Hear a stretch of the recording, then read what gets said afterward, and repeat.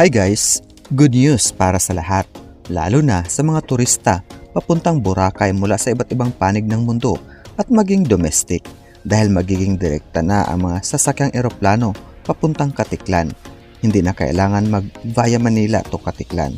Maliban dyan, mas maginhawa na ang sitwasyon ng mga pasahero dahil sa expansion na gagawin ng nasabing airport. Kasalukuyan na rin pinag-uusapan ang airport expansion para sa ibang tourist destination sa Pilipinas gaya ng Iloilo, Bohol at Siargao.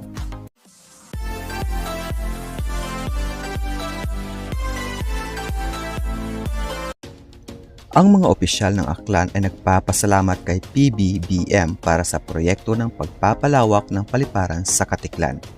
Pagpapaunlad ng turismo. Pinangunahan ni Pangulong Ferdinand R. Marcos Jr.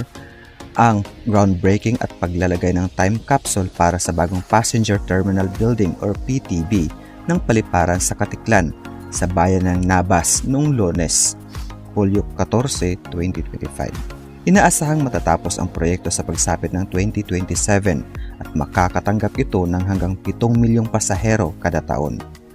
Nagpasalamat ang mga lokal na opisyal ng Aklan kay Pangulong Ferdinand R. Marcos Jr. noong Lunes para sa pagpapabuti ng paliparan sa Katiklan at kinilala ang ambag ng proyekto sa industriya ng turismo at lokal na ekonomiya. Pinangunahan ni Marcos ang groundbreaking at paglalagay ng time capsule para sa pagtatayo ng bagong gusaling pantanggap ng pasahero sa Katiklan sa bayan ng Nabas. Kasama niya sina kalihim ng transportasyon Vince Dizon, pansamantalang pinuno ng Civil Aviation Authority of the Philippines, Danjon Lucas, Gobernador Jose Enriquez Miraflores at San Miguel Corporation Chairman at CEO Ramon Ang.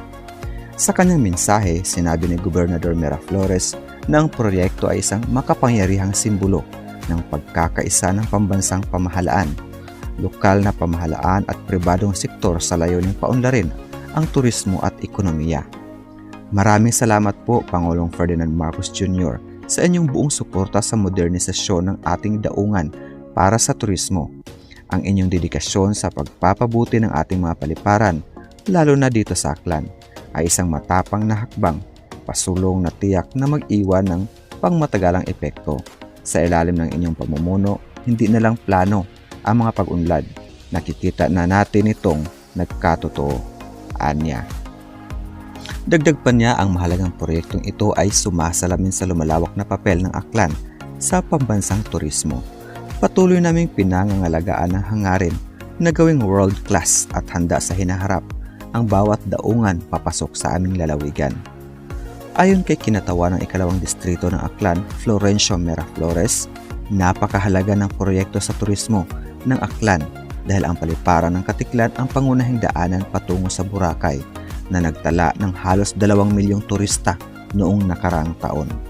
Sinabi rin niya na mahalagang tingnan ang sistema ng transportasyon papuntang Boracay at ang koneksyon mula sa paliparan ng Kalibo upang maging komplementaryo ang dalawang paliparan. Samantala, ayon kay Mayor James Solanoy ng Nabas sa isang panayam sa media, makakatulong din ang proyekto sa pagpapalago ng kanilang ekonomiya at hindi na kailangang lumuwas pa ng ibang bayan ang kanyang mga nasasakupan para maghanap ng trabaho. Bukod sa PTB project, may iba pang panukalang proyekto ang San Miguel Corporation sa nasabing bayan. Sinabi naman ni Malay Mayor Frolibar Bautista na tiyak na magpapahusay sa serbisyo at magpapasigla sa industriya ng turismo ang pagtatayo ng bagong gusali ng terminal, lalo na target ng paliparan na tumanggap ng 7 milyong pasahero kada taon. Ang dalawang palapag na PTB ay magkakaroon ng kabuoang sukat na 36,470 metro kwadrado, may 6 na passenger boarding bridges at 36 na individual na check-in counters.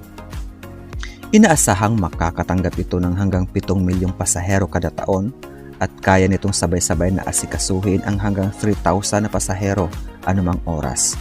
Target na matapos ang proyekto pagsapit ng 2027. Nakuha ng Mega Wide Construction Corporation or MCC ang kontrata noong 2024 para idisenyo at itayo ang bagong PTB sa Katiklan. pag-aari at pinamahalaan ang paliparan ng Trans-E Development Holdings Corporation, isang subsidiary ng San Miguel Corporation and Infrastructure.